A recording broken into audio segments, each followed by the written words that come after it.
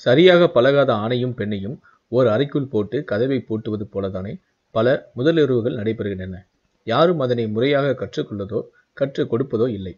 பசி, தூக்கம், பாலுணர்வு இந்த மூன்றும் மனிதனுக்கு இன்றியமையாத தேவைகள்.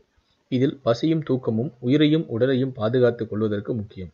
அதே போல பாலுணர்வு சந்ததிகளை உருவாக்குவதற்கு தேவையானது. ஆனால் தாம்பத்தியம் முறையாக கற்றுக்கொள்வதில் எந்த குற்றமும் கிடையாது. கற்றுக்கொள்ளாமல் திரைப்படங்களில் முதலுறவு காட்சிகளை பார்த்து ஏங்கி தவிப்பதில் பயன் இல்லை. கணவனும் மனைவியும் திருமணத்துக்கு பின் மனம் விட்டு பேசிக்கொள்ள வேண்டும்.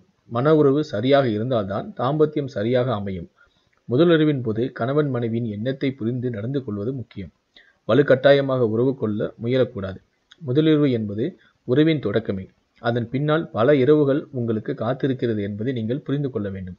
முதலிரவில் தம்பதிகள் உடனடியாக கட்டிலில் படுக்காமல் நிறைய பேசவும் பல விளையாட்டுகளை ஆடவும் வேண்டும். இவ்வாறு செய்யும் போது இயற்கையாகவே தாம்பத்திய ஈடுபாடு வரும். கட்டாயமாக தாம்பத்தியம் கொள்ள முயலும் ஆண் மீது பெண்ணுக்கு வெறுப்பும் பயமும் தான் ஏற்படும்.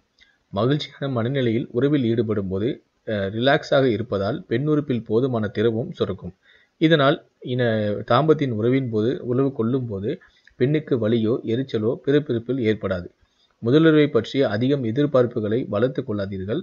மனம் ஒற்றுமையும் புரிதலும் இருக்கும் சரியான முறையில் இருந்தால்தான் தாம்பத்திய உறவும் அமோகமாக இருக்கும்.